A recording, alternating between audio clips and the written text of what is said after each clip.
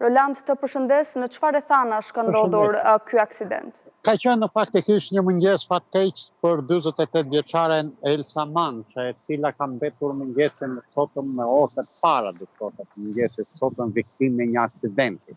Aksidenti ka ndodhur në aksin rrugor Korçë, Pogradec, pikërisht pranë një karburanti që po shohim pamjet në në këto momente, në fshatin Symis. Ka qenë një automjet që drejtohej nga Devis Xhelollari, ai që ka shkaktuar këtë aksident. Viktima ishte këmbësore, mjeti ka humbur kontrollin, për arsye ndoshta të shpejtësisë së madhe, shifen aty gjurmë frenimit, por që nuk e ka bërë të mundur shmangjen e aksidentit, viktima ka gjetur vdekjen pikërisht në vend.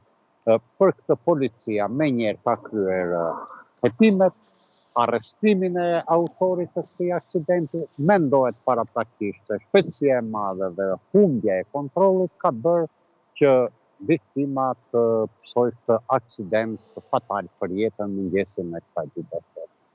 Ende hetimet vijojnë, nuk mund të thuhet në mënyrë definitive se cilat janë shkaqet e aksidentit, por paraprakisht policia mendon se shpejtësia e madhe dhe përpasoj humbja e kontrollit të mjetit ka qenë fatale për këmbësorët. E kuptoj, të falenderoj Roland për këtë raportim të drejtë për drejtë.